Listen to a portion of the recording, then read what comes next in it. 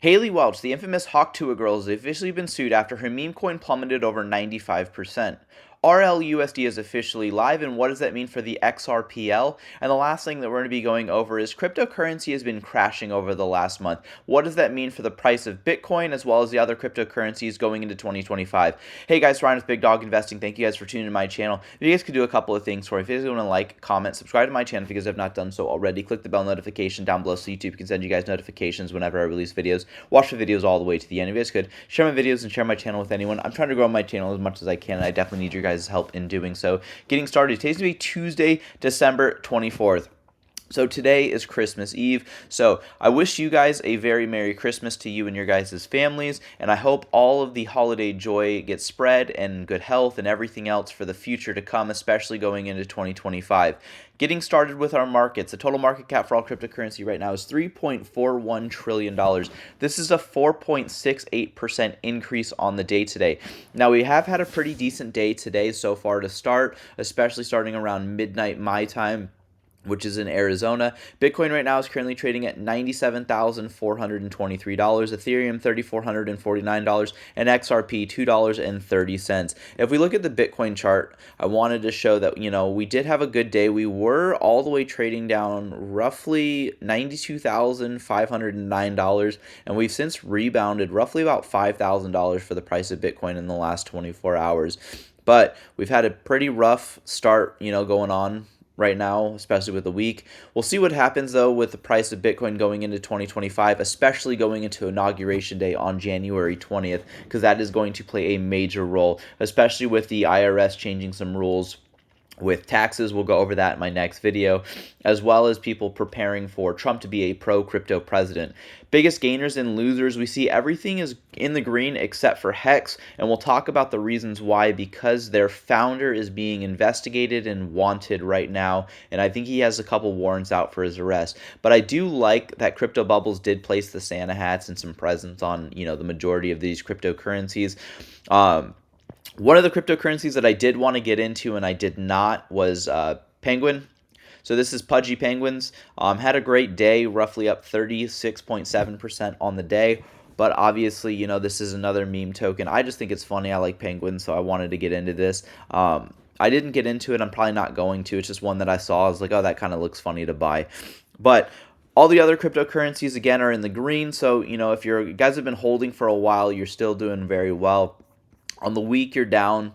On the month, you guys are still up, depending on which cryptocurrency you guys are holding. We'll see what happens, though, again, going into Inauguration Day.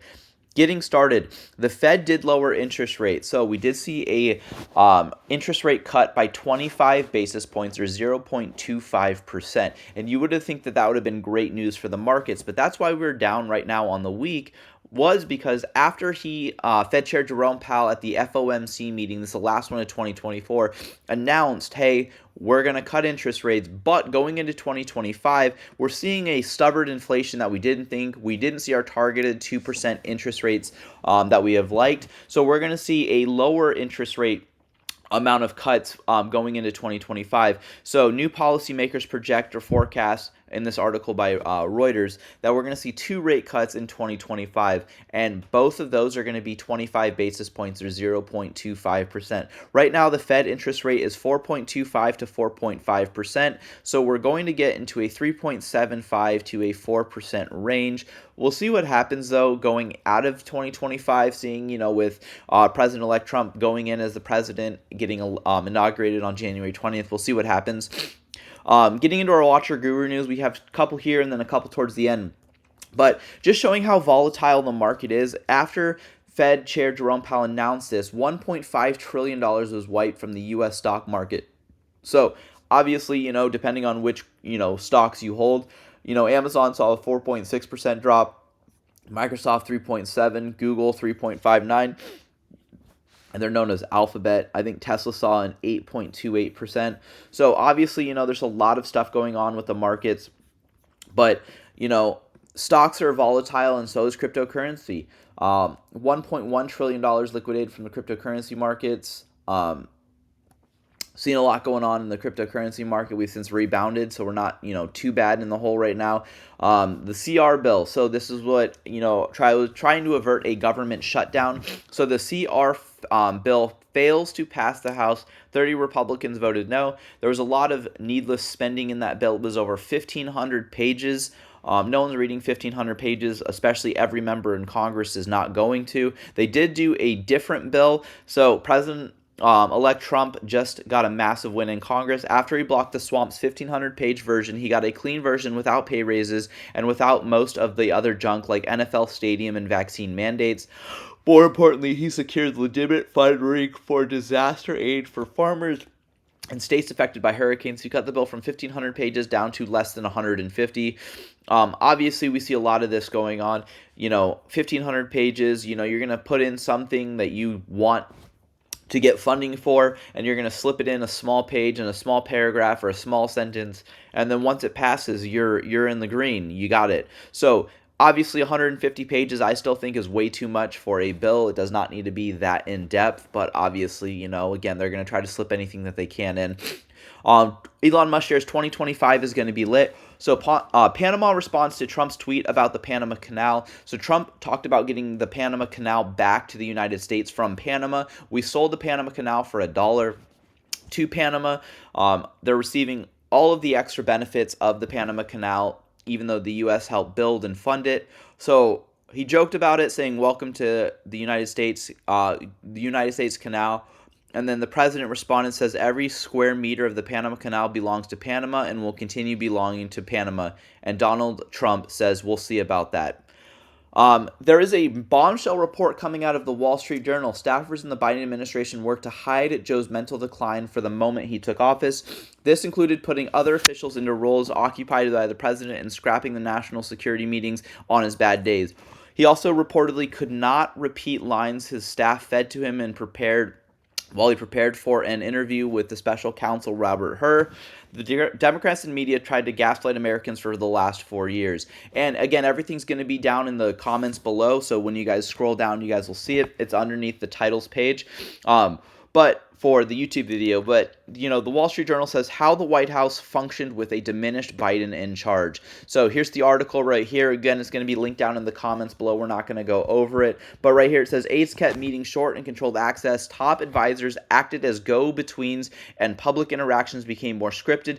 The administration denied Biden as declined. And then in the last White House press secretary meeting, I don't know if you guys watched it, but White House press secretary Karen Jean-Pierre was asked when are they going to see President Biden again speak, and then she said, "We're not going to get into hypotheticals," which is absolutely ridiculous. It's not a hypothetical. They're just asking, when are we going to see President Biden in front of America? Obviously, we've seen a mental decline. We'll see what happens. I know we're talking a lot about politics, but we're going into the transition and going into a new era of the presidency. Biden administration withdraws the student loan forgiveness plans, what borrowers should know. If you guys want to, again, this is going to be down in the comments below. But this is one of the things that Biden campaigned on. One of the things that he hounded and toted that he was going to get done, but withdraws the plans for student loan forgiveness. Again, I would benefit drastically from the student loan forgiveness. I'm going to be honest with you. I will. But I do not see the president or Congress having the authority to basically stop the funding that I was given to me and basically just wipe away my loans just clean.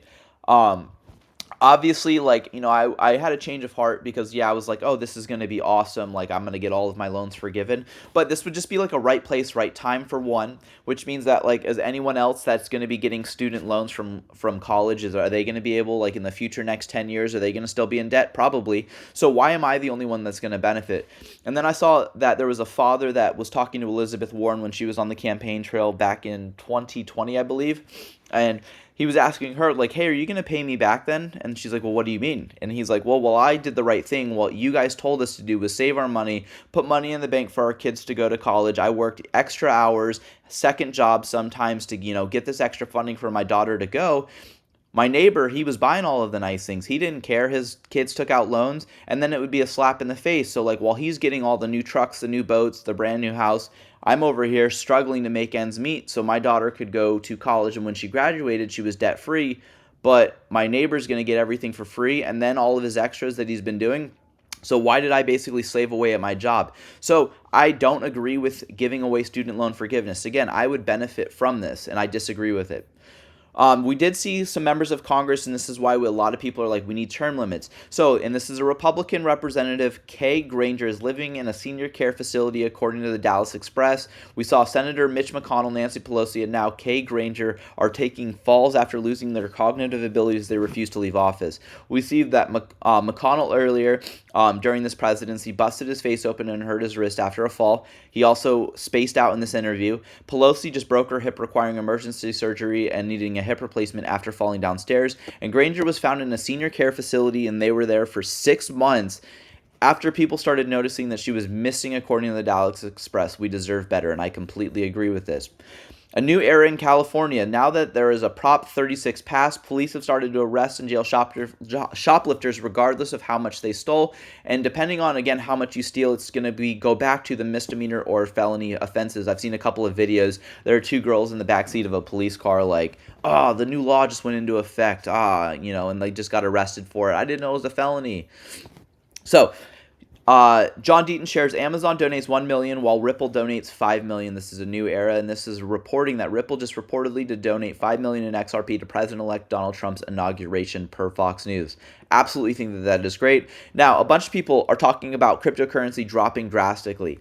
Yeah, it's dropping, but we're seeing these consolidation periods, because if we look at Bitcoin's price over the last year, we're doing very well. We're up 122%. So you're going to get some sort of decline. I mean, we reached a new high of $106,000 and we dropped down to 92, and then we're back up to 97. Obviously, we're going to see that, especially if we're at a $43,000 Bitcoin at the beginning of this year. So we're going to see some price volatility. People are taking profits. They've already more than doubled their money. And then depending on some cryptocurrencies like XRP, if we look at the last year, I mean, we're up 271%.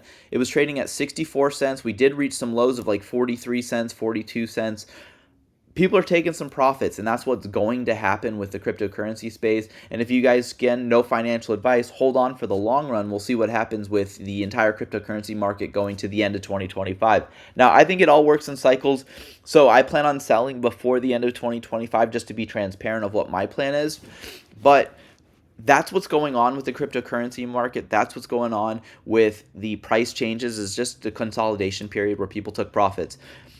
Digital Asset Investor says once they realized Bitcoin was not able to fulfill the vision of the white paper, they created the digital gold narrative because they knew it needed a use case to survive the number one. I believe that Bitcoin maxis are now pushing the strategic reserve for the same reason. The utility tokens are now coming for it, and they have to give it's something that the others that don't have in the same way that they give Bitcoin alone the commodity status for the last few years. These gimmicks won't work on the long haul. Utility tokens will begin to surpass Bitcoin on RWA. Tokenization happens. So real world asset tokenization happens. Now, I think that this is great. I only hold utility tokens. I do not hold any meme tokens. The only one that I do hold, I'll be transparent, is Doge, and it's just because Elon Musk became the head of the Department of Government Efficiency, which he nicknamed Doge. But I do not own any Bitcoin. Don't plan on owning any Bitcoin until the next cryptocurrency cycle. But I've never owned Bitcoin, don't plan on it right now, and I do think utility tokens are going to be the biggest benefit in the future. Again, no financial advice. Make sure you guys do your own independent research before making any financial decisions. Cointelegraph shares former Binance US. So this is Binance US CEO. This isn't the former Binance, the founder and former CEO, CZ. This is Binance US. Brian Brooks takes a board seat at MicroStrategy. I think that this is great news. For Bitcoin community as well as the entire cryptocurrency space. He has a lot of knowledge in the cryptocurrency space. MetaMask expands its U.S. pilot program for crypto payment card, allowing users to pay directly from their wallets. I think that this is big news for MetaMask. And again, if you guys use MetaMask, I think this is a big benefit. I don't have MetaMask right now. Don't plan on getting it. I have a couple of exchanges that I like. Hex and Pulse Chain founder Richard Hart wanted by Interpol on charges of tax evasion and assault. So this is the reason why out of the top 100 cryptocurrencies, Hex is the only cryptocurrency right now in the top 100 that is not up on the day today. And I see that the entire Hex community and the X price dropping dropping drastically over the next month or so, and even if he does get charged and goes to jail, I see the price dropping even more after that because he's no longer going to be advocating for that community. Fun fact, less than 7% of the global population is invested in cryptocurrency. Now, this is a great talking point in my opinion, especially because, like, yeah, if you're in the top 7% right now owning cryptocurrency, you still have 93% that can get invested. But what we have to account for is we have a lot of people in the world that do not have access to electricity, that do not have access to technology, do not have access to internet, let alone money, real world, just physical money.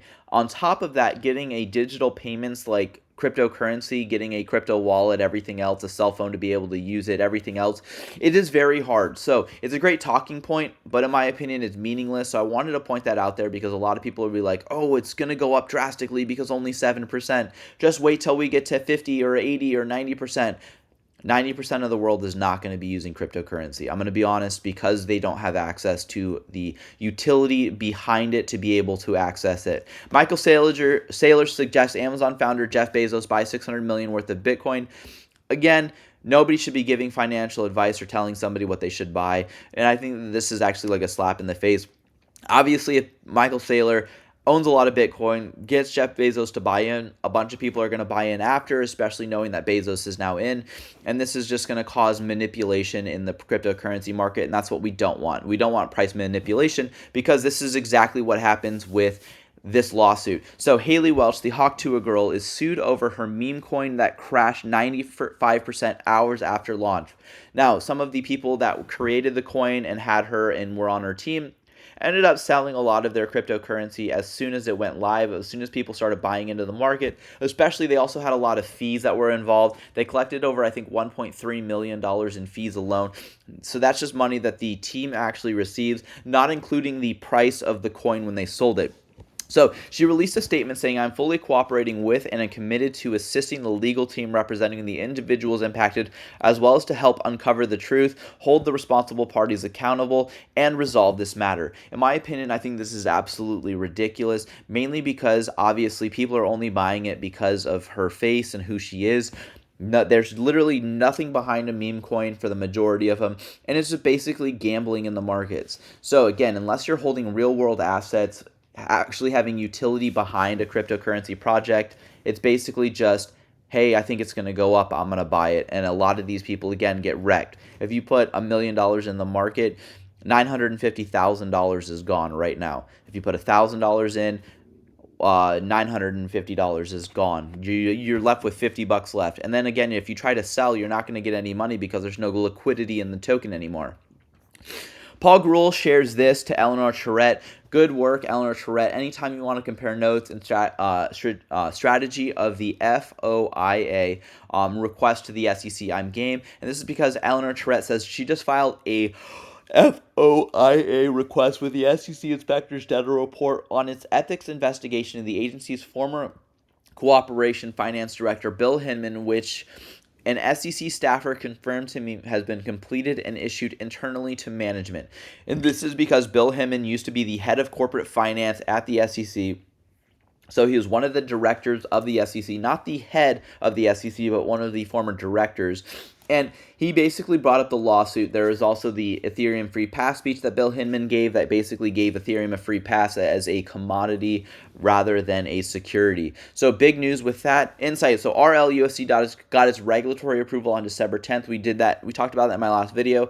The New York Department of Finance Services approved the stablecoin to the XRP ledger and Ethereum blockchain. In 2025, Rlsud will join the Ripple payment network, enabling enterprise clients to handle global payments. So again, this is going to increase the access to the XRP ledger, which in turn will or should increase the XRP price because there's going to be more use case with the XRPL. And if the XRP token is the main tokenized asset that is on the XRPL, again, it's in the name XRPL, so XRP, there's going to have a lot of use case with it. The stablecoin aims to provide faster, cheaper cross-border transactions for institutions. And you guys can compare RLUSD to Tether as well as USDC. So Tether is USDT, that's a stablecoin, and USD coin is another stablecoin. So there's a lot of differences that are going to be going on with this, and obviously choose the best stablecoin if you're ever going to put money into a stablecoin that you feel most confident with. I just like Tether the most. I will probably never own any Tether. I see that there's a lot of manipulation with Tether. RLUSD is going to be my first choice, and then USDC is going to be my second choice. I have had USDC before, but I think I'm going to move into the RLUSD from now on. XRP becomes the most traded altcoin on Binance this December. Again, we have a lot of space right now with the XRP token for growth, for room to add on to the XRPL. We see a lot of more projects being instituted on the XRPL. We see meme tokens even being instituted on it. Again, I dislike meme coins drastically, but as we bring more people and more things onto the DEX, it's going to be beneficial. Now, this is David Schwartz. He is the CTO over at Ripple, so the Chief Technical Officer at Ripple. He comes out in a video and says that Ripple RLUSD introduces a top-tier, fully backed US dollar stablecoin to the XRP ledger. He shares how RLUSD is going to enhance functionality and opens new possibilities for developers on the XRPL, which is the DEX. So this video is 1 minute and 28 seconds long. I highly encourage you guys to watch it down in the comments below. He is the great mastermind behind the XRP token. Digital asset investor marks on December 22nd, so 2 days ago, marks 4 years since Ripple, Brad Garlinghouse, and Chris Larson were sued by the SEC. John Deaton correctly said that this lawsuit was a weapon in 2025. We finally entered a period where the SEC will no longer be used as a Wall Street revolving door used to pick winners and losers for their friends instead of protecting investors. Happy holidays. P.S. Thanks for nothing, Hester Pierce. You could have blown the whistle, but chose not to rock the boat. This country needs a lot more boat rockers. I literally agree with that. In my opinion, I do see that she didn't come out with a lot of information. She talked about being pro-crypto. I still want to see her on the SEC coming into this next administration, but I want her to be a little more vocal than what she was, because if we pick 6 new people to be on the boards of the SEC and then the new director, we don't know what their views are. We know where Hester Pierce kind of stands for the most part. Stuart Alderati, the chief legal officer over at Ripple, says on this 4th anniversary of the SEC's lawless lawsuit against Ripple, Brad and Chris, we urge the incoming administration to cleanse the lingering stain on the Hinman from the agency. There's much more to do to repair the damage, but let's start by restoring trust. And I absolutely agree with that. And then Ripple shares 2024 has been an incredible year of milestones, collaboration, and innovation. Wishing our customers, partners, and crypto community a wonderful holiday season and a preposterous 2025 from the Ripple team. So wanted to share that because Ripple is one of my favorite cryptocurrency projects. Ripple is the business behind the XRP token and the XRPL. So I think that that is great news. This is going to be my last video until after Christmas. Again, I'm going to spend time with family, and I wish you guys would too. Shut down the electronics. Just spend some time, some quality time with your guys' family. I do appreciate all of you guys, and stay tuned for my next video. If you guys can't invest with a big dog, stay on the porch. Thank you guys, and have a good one.